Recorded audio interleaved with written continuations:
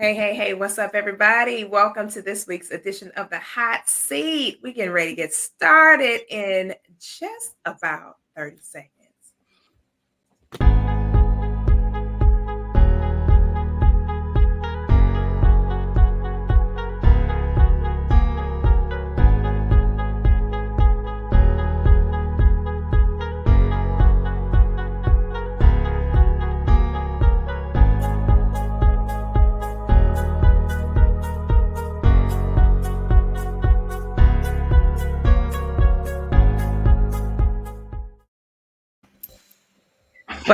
What's up, everybody? Welcome to this week's edition of the Hot Seat. We got our incredible panelists in the building. Guys, as you're coming in, go ahead, spread that wealth. Let others know that you're here in the building with us.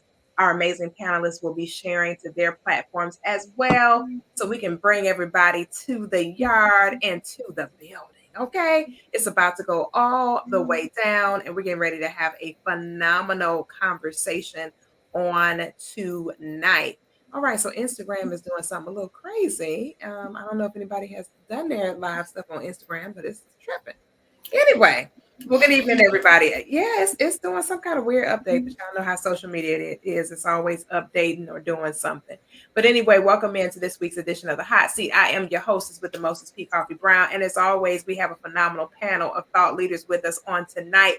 We got a few more panelists that will be popping in throughout the course of the conversation, but we're getting ready to dive right into this conversation on tonight. You guys are familiar with Taylor Made in the building, Toxic Bay himself, brazen the roof of toxicity all over the world, nationwide, and the DOC is in the building on tonight, Dr. Woods. So we're going to get this party started. So every single season, we take a chance to go into the DMs and see what people are talking about. People always send questions while we're live streaming. They always have something to say, something they want to ask. Well, why is this and why is that?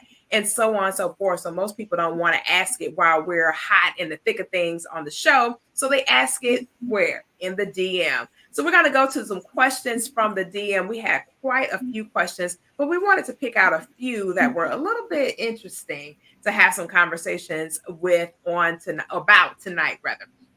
So we're getting ready to get right into it. And so this is going to be interesting. I just want to see what everybody's thoughts are about these questions. I was like, this is interesting.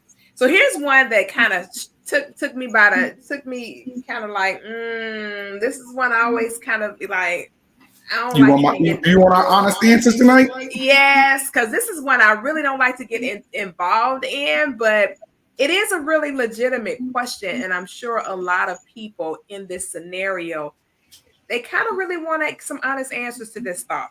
So the individual says, I am going through a divorce. We've been separated 4 years. I feel single. Can I, quote, say that I am single, end quote, while pursuing a new relationship? This person is married. They have been going through a divorce for the past 4 years.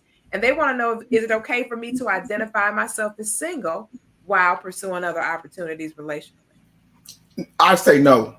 Because you're starting out the whole relationship with a lie. You have been out there on your own, you're separated. There's a reason after 4 years you haven't signed the paperwork. There's a reason there.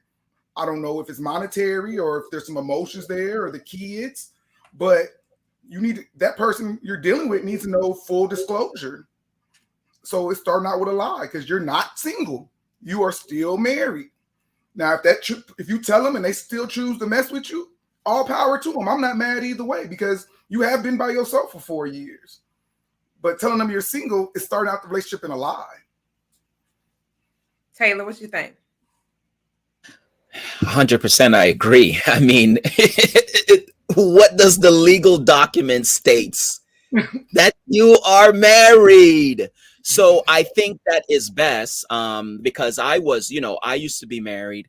And I'm divorced, and I would tell people when I was dating that, hey, I am separated pending a divorce. And I would say, hey, also, I take it a step further. If you want proof that I'm separated, I have the document, right?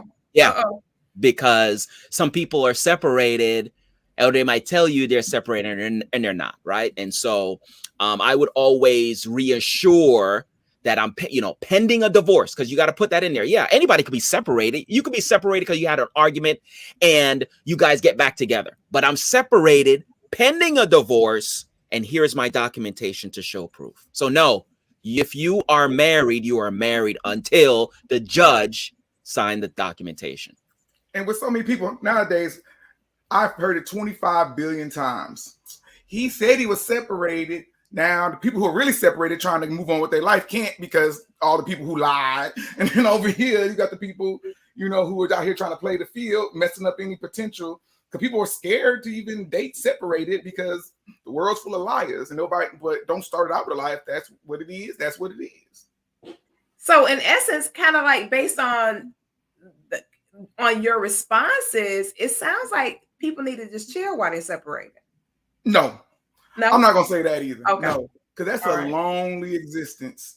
Imagine this man. Like I said, there's man and woman. I don't know who it was, but there's this is a female. This was a female. There is some reason they have not signed that paper yet. Mm-hmm. We don't know what it is. Maybe because as a veteran, I know if I got divorced, I would lose a big chunk of my paycheck. So it would be beneficiary for. Look at Taylor. because I wasn't gonna say it in details because we're recording. So, but everything he says, I agree. You know what I'm saying? You concur, Taylor. it'll be big. Like if we sign them papers and I don't have nobody else to go to, or she don't have nobody else to go to, we cutting a big chunk of our money out.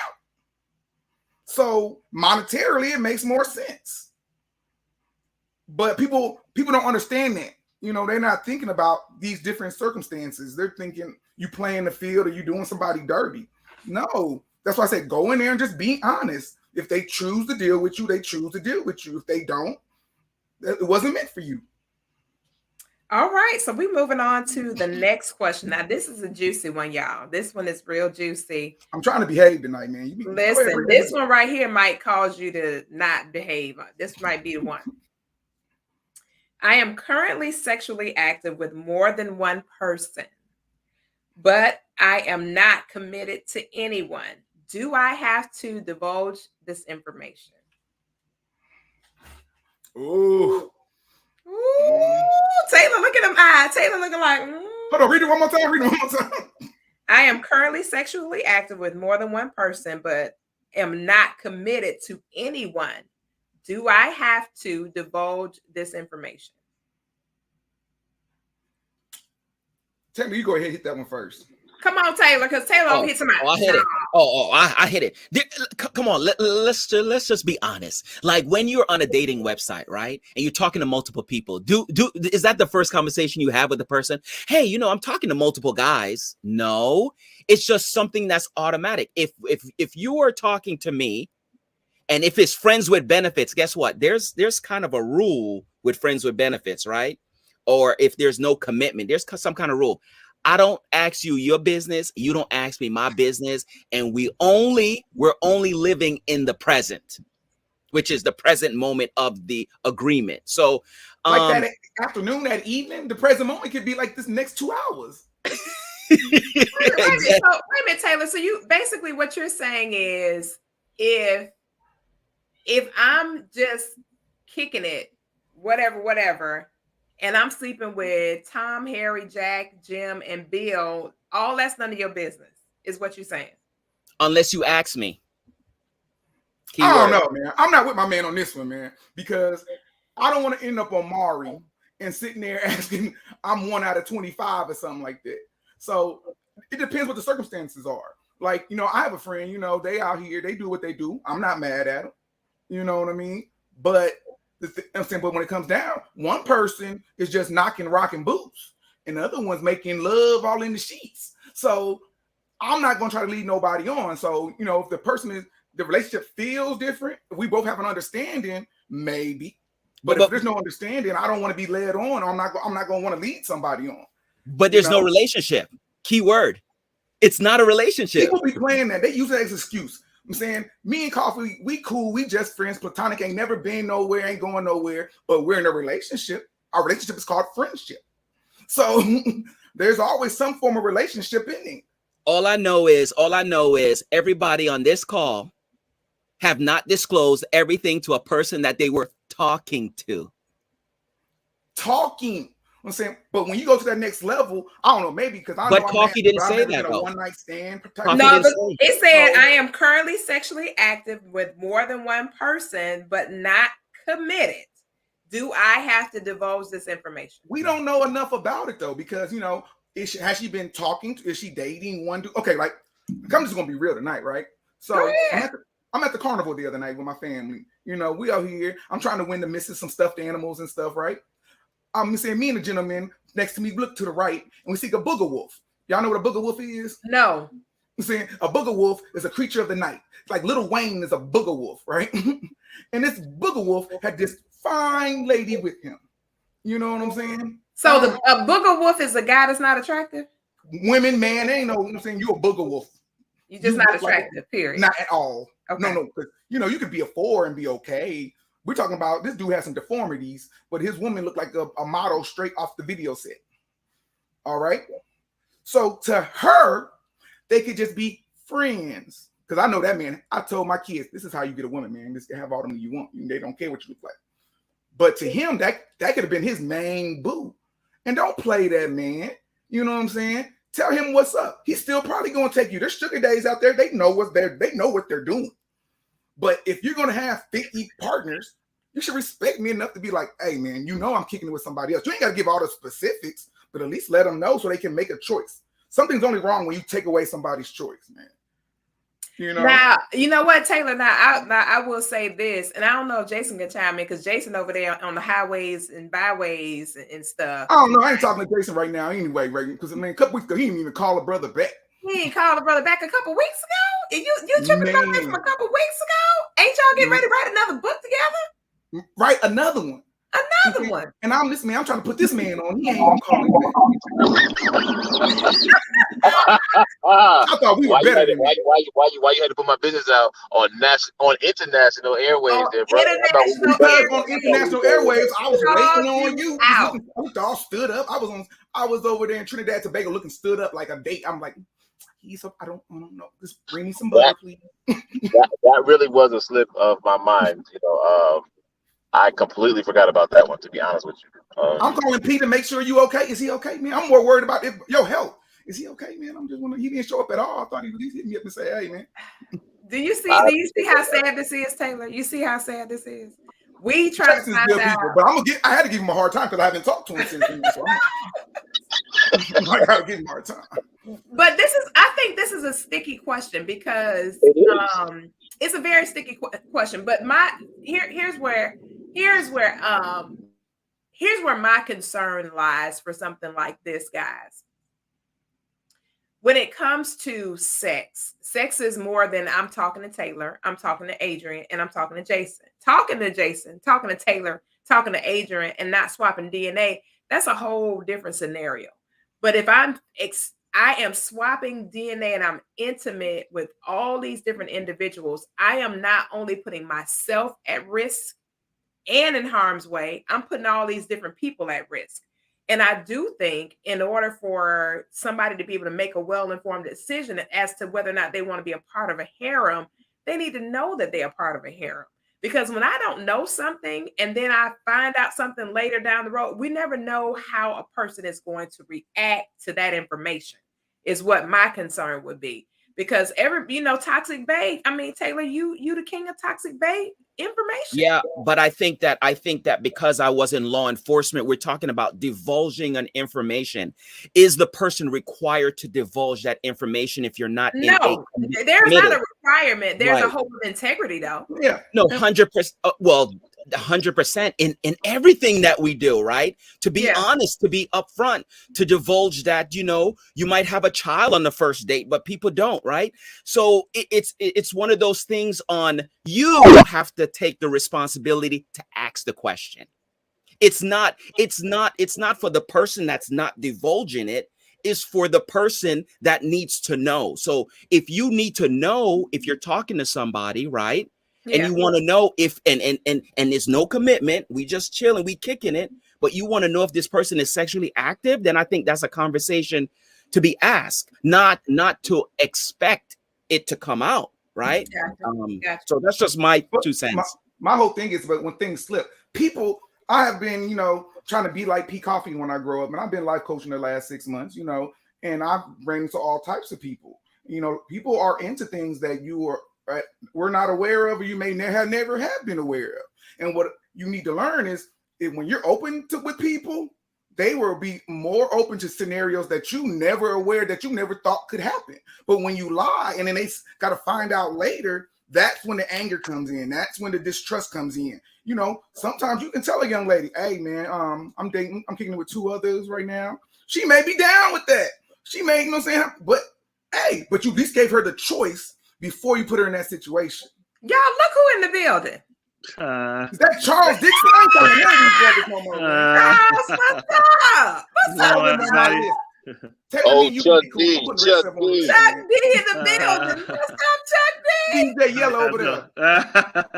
What's going on? What's going on, my brother? You been good?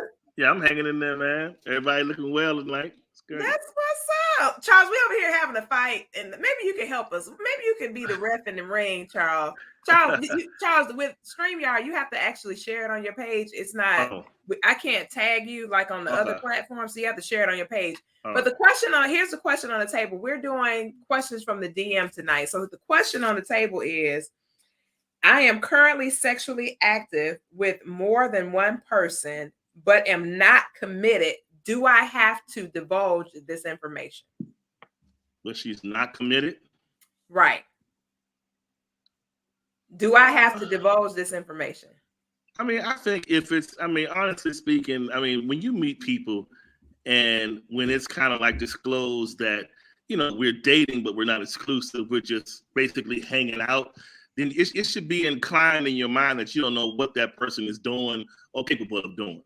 So I wouldn't even ask the question unless if you practicing, of course, safe sex for your benefit. But I wouldn't indulge off into it unless we were committed or getting to be committed, that kind of thing. So you and Taylor agree, and me and Dot Woods kind of saw it from a different angle, because I get what y'all are saying, because the operative word here is the divulge. That's the operative word. Right. So, Taylor's, and it's kind of like a double-edged sword, but Taylor was right in that if it's something that you have to know, then you have to ask. Yeah, and for sure. For sure. And the hope is that the person that you're asking tells the truth. But my thing is, why do you have to ask? Why couldn't you just say I'm dating or I'm kicking it with other people? You don't got to give me details. You ain't got to give me all the names, but at least I know. Like if I run into you at the mall with somebody else, I ain't about to set it off because. But who cares about that part? We talking about the sex. This person said, "I'm not committed. I'm out here letting people get it." You're thinking about it. Me and you could be knocking boots all day, and it means nothing. Right. I'm saying I'm knocking down no girl down the street, even though I didn't say we together. I didn't say I love you. I didn't say But to her mentality, because we're knocking boots, we're together.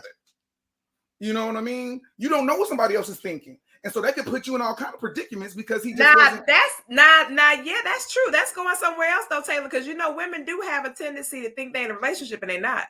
100%. And guess what? That's not my fault. Correct. But if you didn't tell him, it is your fault. But if you say, no, hey, it's not my fault. It's not my fault to conduct myself accordingly because of your interpretation. If I told you that we're not in a relationship and you believe we're in a relationship, who fault is that? It ain't my fault. But if you treat her like you're in a relationship, if you going over there, she cooking you food, you that's a different scenario though. But that's a whole we're not saying that we meet at the 8:45 and knock boots and leave and we don't talk or nothing. You had to have a conversation. You didn't find this chick on 1-800 Craigslist. You talked to her. Yeah, but you know what I'm saying? But you're talking to her. But if nobody's committed, that means because see, this is what I love about conversations. We can make it to what we wanted to answer our question. So I'm going to make it to what I wanted to answer my question. Okay. If we are not committed, that means that there's an understanding with everyone that I'm talking to. Correct. Because that's the scenario that was given. Now we could say, oh, we went out to dinner, we went to the movies, we went to Vegas, we did all this stuff. we are not committed. Now, the onus is not on me to say I'm doing too much and I need to pull back because this girl here on the left side is thinking that we're in a relationship. This girl over here thinking that we want to get married. This girl, we are not in a relationship, point blank, no matter My brother, what. how old are you? How old are you, my brother? Like, you know, I'm 42. It's us. It's kind of the same Okay, so age. I'm 42. I'm thinking you're around the same age. When was the last time you heard somebody ask someone, "Do we go together?" You know what I'm saying? I'm saying, they don't do that anymore. There's a time they just say, "Hey, we together." You know what I'm saying? And we riding this ride out together. So if you don't say, "Hey, I'm kicking it with other people," you know what I'm saying? If you don't put that in writing form, but they gonna think they're allowed to think whatever they want to. And it depends on how we meet too. Because if I'm meeting somebody on a dating website, let's just be honest. This is 2022. We're talking that they're talking to other people. Thank you. We're talking to multiple you people. Meet somebody at the church house, the club, whatever. I'm not meeting nobody at the church. Me neither, Taylor. But but that's good though. That's really good though, because everybody's got some strong points on this one. I think honestly, this is a sticky one because to be honest, this is a common approach where people will come in to the situation and they will act as if I'm cool with the arrangement until emotions get involved, like you're saying, Doc, and then all of a sudden, so Taylor, I thought you said you were going over after work today. You said like, wait a minute, I think we had rules attached to this, and it's like it slowly changes. That's why I tend to think.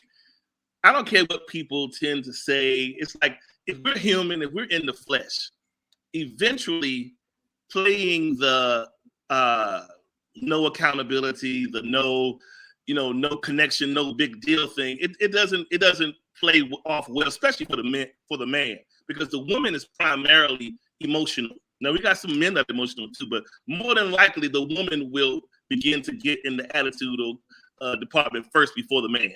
If there's like this casual encounter, because after a while she's feeling like you getting something, you keep leaving, and I'm feeling empty over here. So after a while, that conversation is going to come back up to be like, so what's going on? What are we doing? And the same thing we did in the beginning, friends, right? So you got to be clear. That's why I tell you, you got to be clear up front. Don't have these alternative motives if you know you're not built like that. Don't try to play the casual game. We're predators. Exactly. Yeah, men saying we're okay with it until we see it. You know what I'm saying? Correct. Like, okay, I have my time, but when they see you with another dude, it's gonna be a whole nother. Yeah, because men will collect you, put you on the shelf because they don't want Doc getting to them. So I like you, but that's not enough to make you my focus. But you are good enough to put over there. You know what I'm saying? So that's a common thing. Hey, but I think that what Miss P. Koffe Brown was asking, because I think that we can go into different areas of that question. Take feelings out. I don't care about your feelings. That's not the question. All right, okay. Taylor is toxic, babe, Charles. You fall in love with me. You fall in love with me because the D is great. Who else? That's on you. You wrong. The question is, should I divulge to these 7 women that I'm talking to, that I'm not committed to, that I'm having sex with other women? Should I disclose that to these women that I'm not committed to, that I'm having multiple sex? You're the reason the 70s happened. And my answer is right now, man. My answer is, if they ask me, I have the obligation to divulge. Sure. If they don't ask me, I don't have to say anything to any of these women. Because ain't nobody asked me no questions. I ain't got that. So let's go on to the next question. This one is, since I got all guys, let's head on to this. You got the wrong set of guys too. I know for this one. Hey, listen, it worked for me, right? How long should I wait to find out if we're in a relationship or not? I've been seeing him for 4 months now, and there is no definition. How long should I wait, or should I ask him, are we in a relationship? Depends what your what you think. Where do you think depending what the course is going? If you feel the course is going to a relationship, you better know, or we gonna end up like the last question. Yeah. So here's the other question, P. Koffe. What's happening during these 4 months? The typical activities, or you just dating and without the intimacy? You got to dig into a little Well, bit. let's read between the lines, because we don't have no more information than what the person sent for the question, right? But it is a female, and if she's saying, there's no definition for this experience that we're in, let's just go ahead and hypothetically say that she didn't gave up the cookies, because most of the time, if there's no vagina involved, we can go a little while without we can weather a storm. Yeah, without we fussing. can work it As out. soon as somebody giving up, as soon as the YMCA opens, then it's a problem. It's a problem. Yeah, I want to know: are we in a relationship now? Maybe she just want to ask for money. She wants to know when should she ask or just keep waiting it out. Let me tell you, I posted something the other day. It's perfect for this answer. It says, if premarital sex is your thing, the time to ask the question, what are we doing here, is certainly not while you're still under the covers with them, but well before the act itself commences. What am I saying? If the deed has been done, you've already answered your question. We're having sex before clarity has been established. So basically, if she has that kind of subliminal timeline in the back of her mind, she needs to voice that before we get intimate. Don't try to trick me and date in reverse. Get the intimate part first, and then try to manipulate the get to know me part in the back end. It don't work like that, especially for men. And they might be in your DMs after I say this, but sure. Once you gave up the cookie, you gave up your power anyway. Because you know what I'm saying, if that's all I'm here for, I no longer have to work for it. So you know what I'm saying, you already too late. You already too late to ask me if we're in a relationship. Because I'm gonna say, are we in a relationship? I'm gonna say, what you think? I'm like, and if they say yes, I'm gonna be like, well, that's good to know. Yeah. Doesn't mean I'm saying, yeah, we're in a relationship. That just means, okay, that's what I'm just not going that road. Taylor, chime in on this one, Taylor. Yeah, so I think that it's really troubling to me, because I think that this can go a long time without any kind of clarity.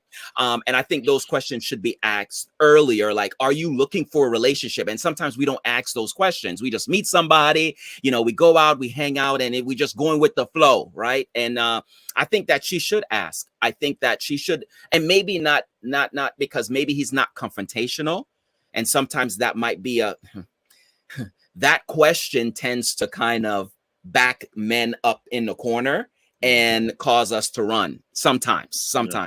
And so I think that she should ask the question, are you ready to settle down? Or are you ready to, get in a relationship with somebody? Like, what's your thoughts on it? Kind of just throw the question out there, right? Mm-hmm. And then if he goes, 100% sure, this is something that I want to settle down. I want to be with one woman, and then she can say, so what Taylor, about? But Taylor, here's the next question: is that woman me? What do you mean?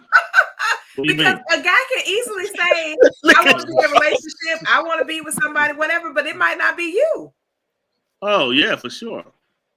True, 100%. Yeah. So then you ask that question. What do you think about us and with the direction that we're going? How do you feel about focusing on us or committing to one another? Right? Just ask the question. And you know what? It really bothers me, because a lot of these situations can really be solved just by talking to each other. Communication. But here's the key, though. It's the way that we're talking. It's not the fact that we're it's what you're saying, how you're saying it. It's what we're saying and how we're saying it.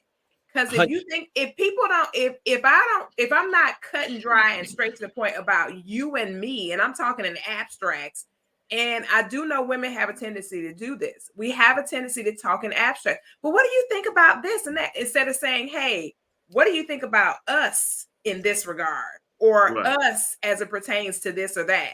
Instead of speaking in abstracts or these universal questions, it needs to be specific to you and I. So that way there's a clear understanding. Because if a guy says, I want to be in a relationship, in the woman's brain, she thinking, we're going to be together. Yeah. And he's like, I want to be in a relationship. I ain't say I want to be one with you. Yeah. So, I mean, it's true. Be convenience. It's true. Yeah. It could be a situationship. Exactly. So if the questions are not asked specifically geared towards you and I, then there's not going to ever be any clear direction. But you know, I saw something probably a few weeks ago, and it said if you got to ask, you definitely not in a relationship. If you can't see the signs, you're not in a relationship. If I don't talk about taking you to my mama house, if I don't let you talk to my friends, if I don't even just call to let you know where I'm going, not because you mad, because I'm just thinking like, hey man, I'm about to run over here to the south side real quick. What you gonna be doing later? Right. If I don't do none of that, we ain't together. Right. If you're not including her, then it's definitely a no. Or if I'm not making plans that include you, like man, I think like right now, what is it? March, about to be April. Man, I'm thinking about Christmas. I'm gonna go ahead on a cruise. What you think? You about thinking about rolling with me? And if I say I'm going without you, you know we ain't in a relationship. Now that's a hardcore truth right there. But if I ask you, what you doing? So you think about we should roll? You know, I'm thinking about you for my future. All right. So next question: how much vanity is okay while dating? What you mean as in vanity? Is it okay to keep a strong focus on physical looks? I believe you should, but not like where it's the vain. It gives me that egotistical, selfish kind of look to me. Like, but you should care about how you look. You should. I've always said this. Some men are very childish, I'm gonna say, because they be like, oh, I don't want nobody with a stretch mark or a dimple. And I say, you ain't no grown man. Because a woman's body is going to change. It's not going to be the same as it was when it's 18. As long as you ain't just letting it all go and eating 6 donuts, a Hostess cake, a pound of coffee cake at one sitting, we're going to be good. Because when you're a man and you're in love with somebody, their body's going to change. They're going to gain weight. They're going to lose weight. And all you're going to see is the person you care about. But if they just, if they were, body looking like a Coke bottle and now they look like a milk gallon, now that's too far. You know what I'm saying? So you should at least keep it up. Like, hey, I met you like this. You ain't exactly like that, but hey, man, I'm still seeing that, that goody in you. So this is another tough question, P. Koffe, because this is the era of the snatched. And so you're not going to find too many women that you can date nowadays that, let's just say, if they have a little bit of undesirable weight on them or just a tad bit this, I don't like my stomach, I don't like this, my breast is hanging a little bit. Most women are having that conversation about going to Miami or the Dominican Republic to get an operation. I later had a conversation. So I'm saying that to say, how do you discuss that as it pertains to vanity versus her choice to just want to look better? So that's why I said it's kind of like, I hate Snapchat. Snapchat is the devil.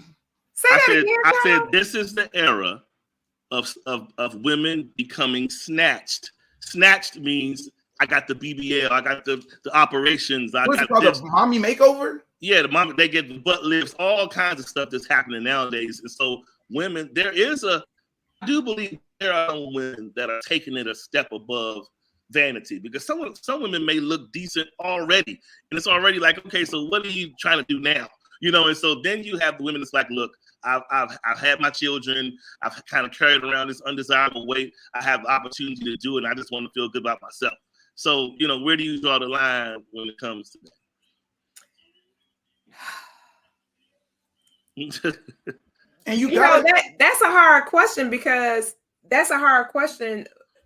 And I really don't know the answer to that, because there is this era of vanity that we're experiencing now globally, right? Where I want to look like this because this image reflects this and this image reflects that. But on the other hand, like you said, there are some women who have legitimate concerns about how they look based on some historic event. Something happened, I had this to happen or that to happen, and I want to clean this up.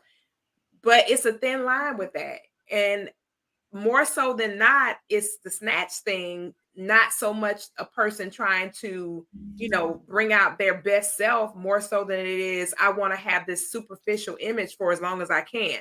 I mean, it's the same concept as, I mean, let's keep it 100. My hair is turning white. I don't want my hair to be right now. What I do, go put some blonde in it, you know, or a guy who has, you know, his hair is all gets gray, sprayed. Yeah, he you gets know, sprayed. right. And he goes, I mean, I literally saw a guy in the barbershop the other day adding fibers to his hair because his hair was thinning.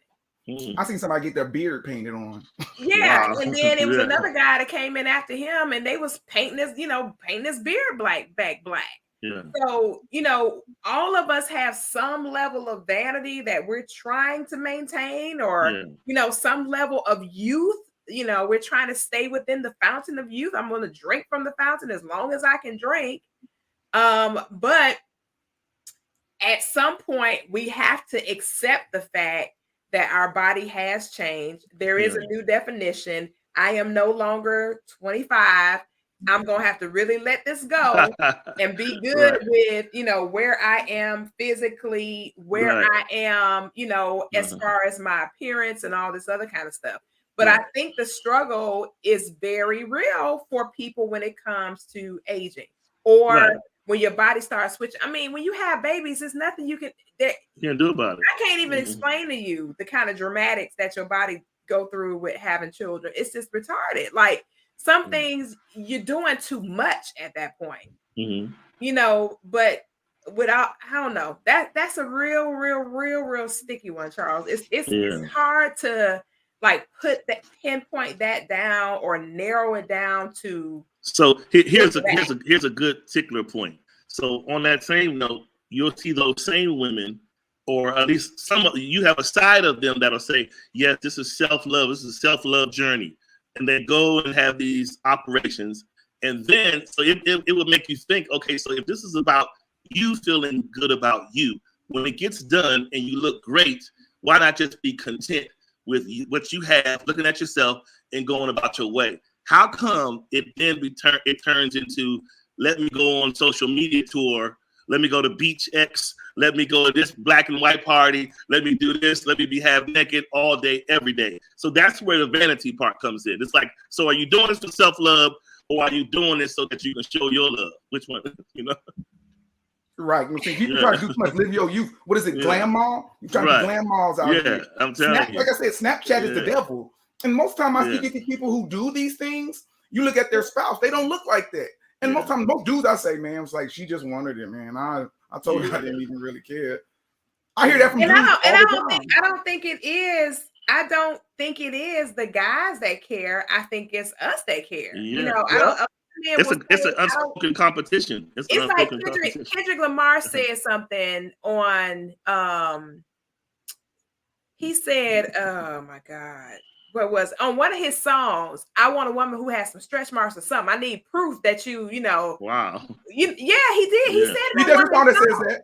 Yeah, with some stretch marks. Yeah, he said I want a girl with some stretch marks and a little something and whatever. But I think that we get so caught up that we don't. Somebody told us that where we are, what we dealing with, how we look just wasn't good enough. Somebody told us that. And like, somewhere. I wouldn't even want to make the day nowadays. I wouldn't even want to date someone who from a picture on the internet. Wow. Snapchat have you looking all kind of buxom and beautiful, and then go up there and look like a gorilla wolf. And I'm gonna be mad. Okay, so we're gonna get to Mitchell in real quick because Mitchell got peoples that popped in on her, so she all up on the podcast with the peoples in the background. What up, everybody in the back? What's up? What's up? What's up, they in the back. What up, everybody? What up? Hey, Miss Koffe. All right, so hey, Chris. So here's the question. Here's the question to Mitchell. How much vanity is okay while dating? Is it okay to keep a strong focus on physical looks? I think that if you all started out that way, if there was a heavy focus on how you look, and if this person or whoever you're with has a really, really big concern about how you look, then you're going to have to keep that same energy. I will say this is so funny. I don't know if vanity may be the right word, but I will say this. My husband was out of town for 2 weeks, right? And I know that when he came home, I wanted to have some makeup on. I wanted to have some clothes on, and I wanted to look like something. but not because I'm vain, but it's because I haven't seen my husband in 2 weeks and I just want to look like, I want to be attractive, whatever. So I think there is a level of respect that you have to have for your partner when it comes to taking care of yourself and representing your partner and looking like something. But when you get over into vanity, that's when it turns into something else, because looks can change at the blink of an eye. So if you're rooted in vanity, then you're going to be disappointed, especially when y'all get older.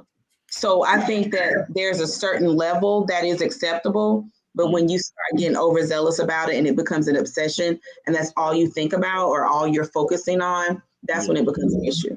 And you women have it hard. The standards for y'all are ridiculous. The women's standards are ridiculous.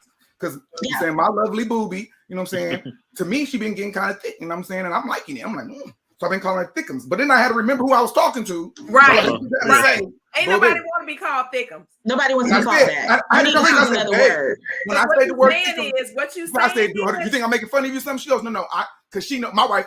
Y'all ain't married to me. She knows. Listen, Martin called Nipsey thickums in Martin. Okay, and that was not a good. I ain't thinking about okay, that. but that was not a good representation. Around the house, and I want to see it. Don't be calling her that. You know what I'm saying?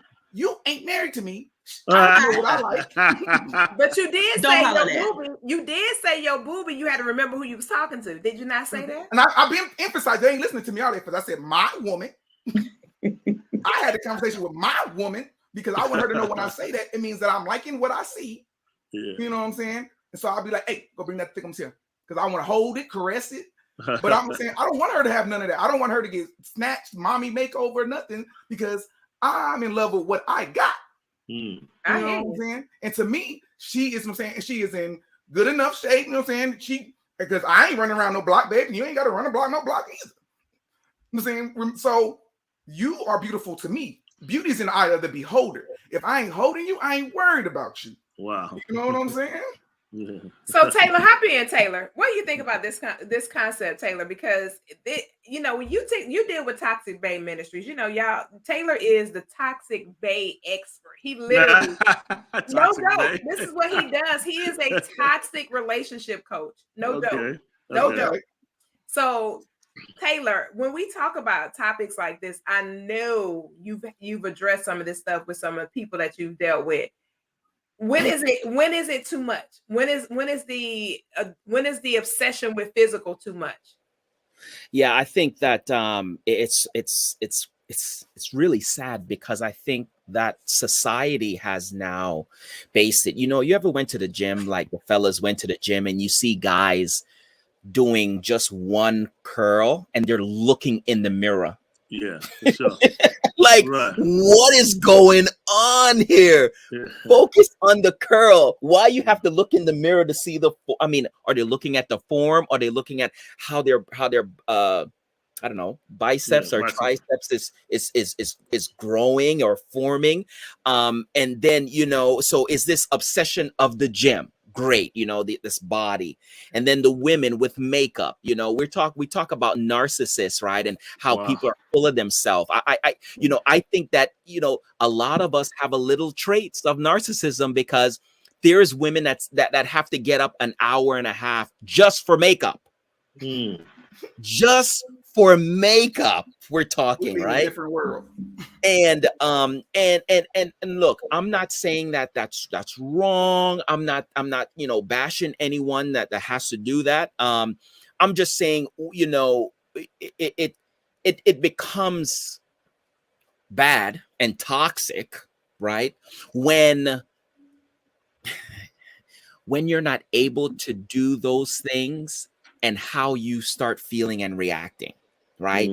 It's like a kid when they can't get something, how they put on a tantrum, and they start reacting. So, when maybe you can't get your hair done or your makeup is not sitting right, how is that displaying in your relationship, right? Are you now pissed off at the world? Are you treating your husband or your wife or your girlfriend, boyfriend, bad because you couldn't get, your hair appointment today, right? It's when those things are fully taking over your life, your body, how you act, how you portray yourself, where it gets really, really bad. But you just brought up something that I know to Mitchell. To Mitchell, did you hear what he said? Uh-oh. Please just paraphrase real quick. What did Taylor Made say? Somebody getting up an hour and a half early just to do their makeup. That's not makeup, that's transformation. Oh. Whitney on a different world did it. Whitley would get up and do it. No, That's but I mean, that is a when you just said that, Taylor, that's a dangerous bridge to be crossing relationship. Because wait a minute, is that person doing it before you wake up so you don't see them without the makeup? No, so I had the privilege to date somebody that this, I mean, when you're talking about her table is full of makeup. We're talking high-end makeup, right? Mm-hmm. She's beautiful. She's beautiful naturally. Absolutely. Okay. And I'm like, why? But here's the thing. It's a choice that I had to make, that if I'm gonna indulge in this, relationship, then I have to plan everything out with an hour and a half extra in it. Wow. I know. Just for her to put her face on. Just to put her face on. So that's not including getting dressed. That's not including dress or anything. This is just an hour and a half for makeup. And that's something that you're willing to deal with. Wow. Well, was past tense. This was way back. Yeah, this was way back. But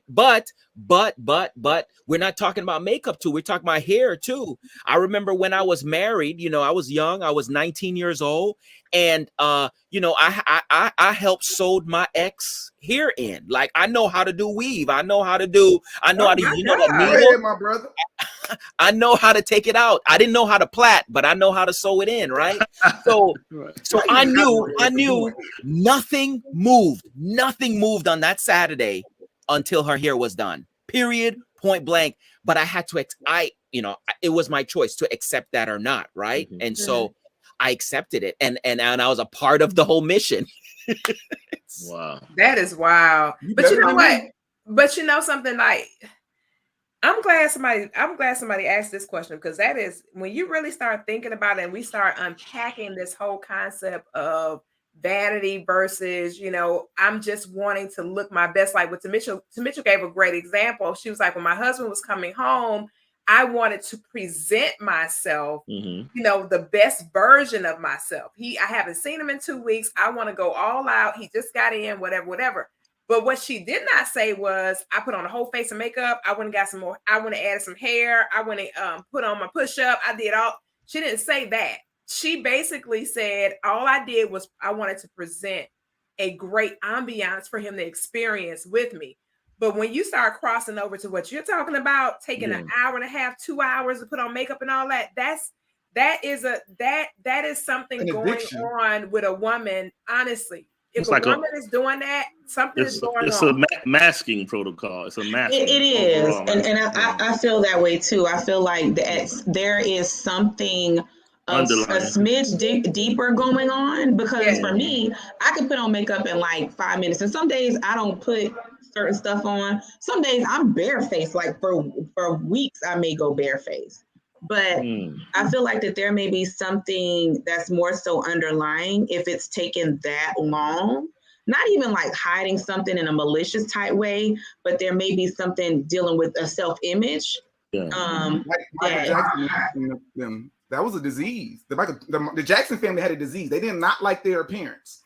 Correct. So they kept doing changes so they could feel like they were attractive. And that's the thing now too. It's some kind of insecurity, or dig this, or it could be learned behavior too. Yes. It could be that person has literally been around in the women in her family.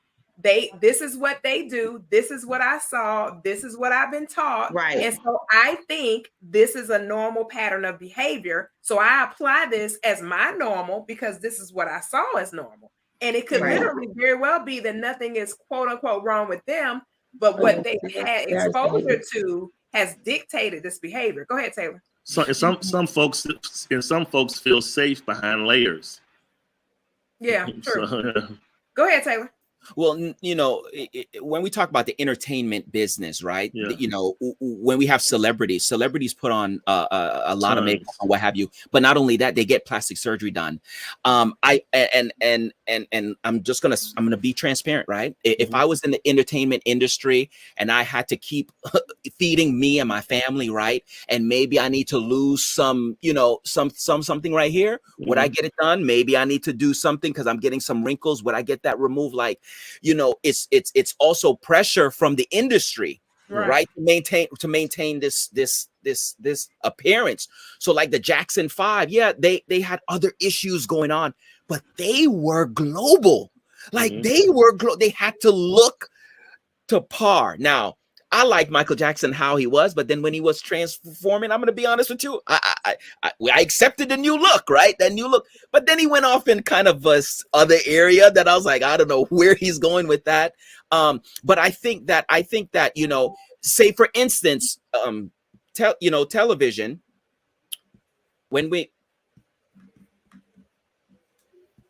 can you hear us? Yeah, I can hear. Can you hear me? Yeah, we can hear you. Yeah.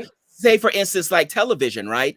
For me, sometimes like I will put on a makeup on my face, so the lights won't bounce off of my shine. We do skin, that, 100%. We do that, right? But then I was like, holy smoke, this makeup looks amazing. Like I see why women wear makeup. I mean, it transforms you. And then you have guys that wear makeup outside of this, right? And then it becomes a thing. The filters on social media, like we're. Oh, he got kicked out. But we have become a society that is obsessed with perfection. Right. It reminds me of the episode of 106 in Park back in the day when LL Cool J first got his Botox and he looked like he couldn't blink the whole show. And it was like, it bothered, but it made me. I got to go YouTube that. I don't remember that. I don't remember that. I don't remember any of that. I remember Michelle falling on 106 in Park. That's the only thing I remember. Yep. Oh, wow. I remember that and when Lil Wayne and Baby kissed. But the point of the matter is, my thing is, this is LL Cool J. Right. This is not, you know what I'm saying, the person. Is Uncle L. This Uncle L. Yeah, you know what I'm saying?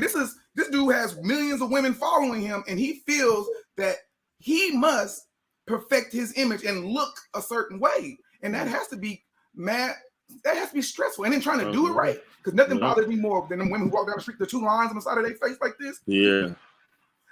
But they feel that they're attractive, even though they're looking like clowns. But they feel they're beautiful. So what about this is making them feel beautiful? And that's the crazy part. All of this. Go ahead, Mitchell. Go ahead. No, I totally agree with you. It's like there is a level of I swear this all goes back to social media, man. I'm sorry. I think just like the comparison kills so much joy and so much stuff in people. And I just feel like when people, I feel like that's the driver. I feel like they're seeing other people, they're seeing what's most liked, what's most shared, what most people love. And I'm going to do everything I can to emulate that so I can receive that same acceptance. Right. And it's just a continuing thing. Like if you ever watch the show Botched, those people keep coming back for surgery after surgery. And it's not because it's a physical thing. There's something internal going on. Yeah. You know what I mean? So that to me is extreme vanity. Right. And they judge other people based off of that too. But if you're not certain in who you are, you don't start acting and operating as if you got to be on this level of people who are shells. Or like good-looking shells. You have women walking around with clothes that are not made for them. You know what I'm saying? And that's a whole nother show, Doc. That's a segment that we can't even get into because just we don't even have that kind of time. Size don't mean it's for your size. Exactly. And but the thing is, but they feel they need to be this way to be attractive, to be wanted, to be, this person they're striving to be, which is not the case, but they're taught. It's coming from somewhere. It's coming part from of that vanity. It's part of that vanity that, hey, I gotta show all this, even though ain't nobody want to see all that to be attractive, to somebody to love me. But see, They don't. Mitchell made some, she brings up a good point. Like even if you look at who you follow on social media, right? The way that they have changed the algorithms over time, you're starting to see what your followers follow. Mm-hmm. So if they're following all this stuff, whatever, you end up getting exposed to it, and sometimes it can become penetrable. Next thing you know, you're like, oh, oh. Or another thing that you said earlier, Doc, that made me think, the people that are in your most intimate space, when they start saying certain things like, oh, you look like you're getting a little thick, boo, or, whatever the case might be, we have a tendency to internalize that and then act it out. Mm. And then you got to, then somebody, you're thinking something as a compliment, and now they're taking it as an insult because society says a whole nother thing. Right. Society tells you that if you're not this size, then you're not acceptable. Or if you don't do this, then this is not acceptable. And so on and so forth. And you know what? I see it being inside of a high school. I see it every day. Oh my God. I'm 205 pounds, and they told me I was overweight the other day. I said, man, come on, man. Where am I supposed to lose some more weight? Wait, overweight, where? Exactly. I don't know where. Wow. I was 190. My wife told me I was about to die. And so, I mean, and it's so many different indicators and so many different things that we have to be so self-aware of who we are, self-aware of how the comfort level we feel within ourselves. If I don't feel comfortable with my own level of thickness, then I'm gonna make some adjustments. But I don't really care about how you feel about my level of thickness, because that's your opinion. That has nothing to do with me. Right. That's all you. That really has nothing to do with me directly. But if I'm not self-aware, and if I don't have a clear understanding of self, then maybe your words would affect me. Next thing you know, I'm on a binge fast trying to hurry up and lose 22 pounds because you said I was too meaty. Or these parents talking to some of these children saying, hey, this is what why are you doing that? You don't want to be this, you don't want to be that. So now they got the fear in their head instead of being healthy. It's parents. Right. Mm-hmm. Well, and I'll piggyback off of that, because even with my daughter, I was telling her, I said, listen, we got to start making better food choices.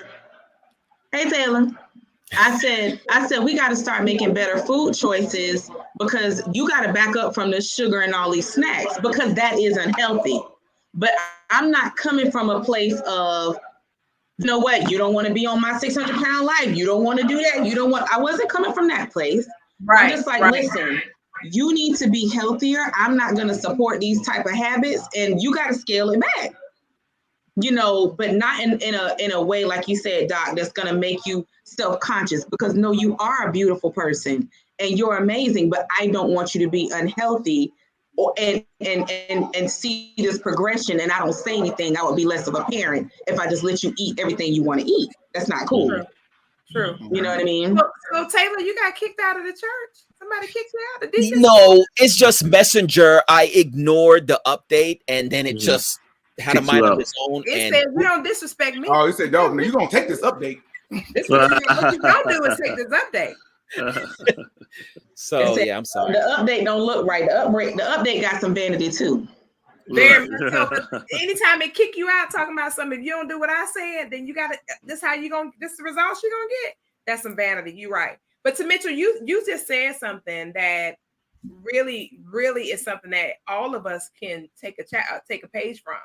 And that is how we say something to somebody, so that it won't translate into something that we did not intend for it to be in the first place. Because you said it from a place of, hey, I want to make sure you succeed by way of your health. And you didn't go to the extremity of, if you don't do this, then you're going to have that. If you don't, because people will say that. They will project onto you whatever their issue is. You know what I mean? Yeah. So people have a horrible tendency of projecting stuff on They do. If you coming in like a wrecking ball, kids, spouse, nobody's going to take it. So if, for me, I'm like, hey, for the next 30 days, we can do this together. Let's do it. Let's walk. Let's make it happen. You can work out. Let's work out together. So it's not more of a delegation. You do this, but it's more of a partnership. And I want to see you win. That's how I kind of presented it. So yeah. Exactly. Well, y'all, it is already at the top of the hour. We literally only got to 3 questions. That was quick. Right. We should That went by. Y'all must have been talking. Well, because some of the questions were good. They were good enough to have a longer dialogue than just 5-10 minutes. It turned out to be where it's like, dang. So you think that's what I love about the power of people asking questions, because you never really know what somebody is thinking until somebody poses that question. You put it out there, and then people can get the information that they need. So, and it was good because I love the fact that the guys didn't all think alike. It wasn't everybody was like, oh yeah, I agree with him. Oh, I agree with him. It was everybody had a different perspective and a different take on what the person was experiencing. But overall, I think the biggest consensus was the person that was going through a divorce saying that they were separated for 4 years, wanting to be able to identify as single. And Taylor and Doc Woods, they came across. I mean, they just laid the hay down. You're not. That's my short answer. You're not single. Yeah, and that's what they said. They were like, that is not something to do. It's not healthy. And it's also a dangerous way of existing, because you're walking into a relationship lying out the starter gate. But Taylor brought it down to another point that you rarely hear a guy say. Taylor said, and if you need documentation, I have it. I have proof of where I am in the relationship. I have proof that I'm separated. I have proof that I am in pursuit of a divorce. Because people can say, oh, I'm separated, but they don't say the part where it's a temporary thing. We ain't really gonna break up. Right. We just moved out and I got this 6-month lease because I might go back home. Yeah, because that's not separate. 6-month lease. I really ain't getting no divorce. That's what I'm really not gonna do, But I'm not gonna tell you that, because if he get right, then I'm gonna go back home. Yeah, you can't do that. Yeah. That part. But and I love it, because when you start being fully transparent, when you start being fully honest, then you get the results that you really want to experience in your life anyway. And that way you don't harm yourself and you don't harm other people in the process. So whatever you're trying to do, whatever journey you're attempting to take, don't bring people into dramatics that could cause them problems or bring harm to them because you want to be selfish. That's the bottom line. So the person that was separated didn't disclose this, or they did tell the person that they were? No, they were saying that I feel single, so can I say that I'm single while pursuing a new relationship? So they were playing. Okay.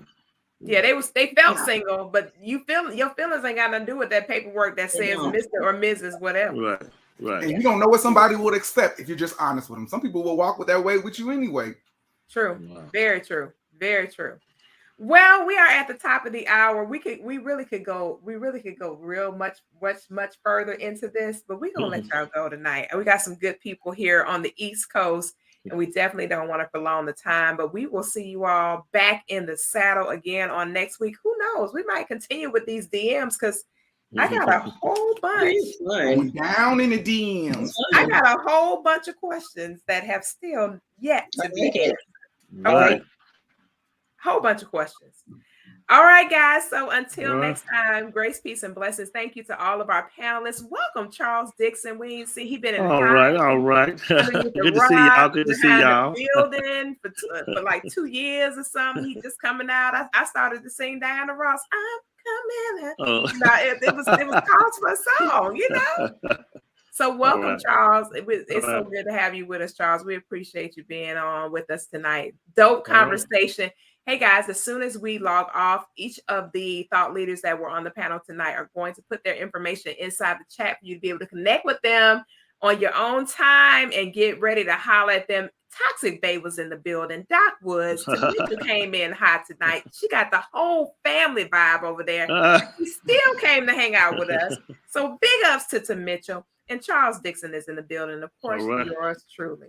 All right, guys. Until next time, grace, peace, and blessings. We'll see you next week on the hot seat. Have a good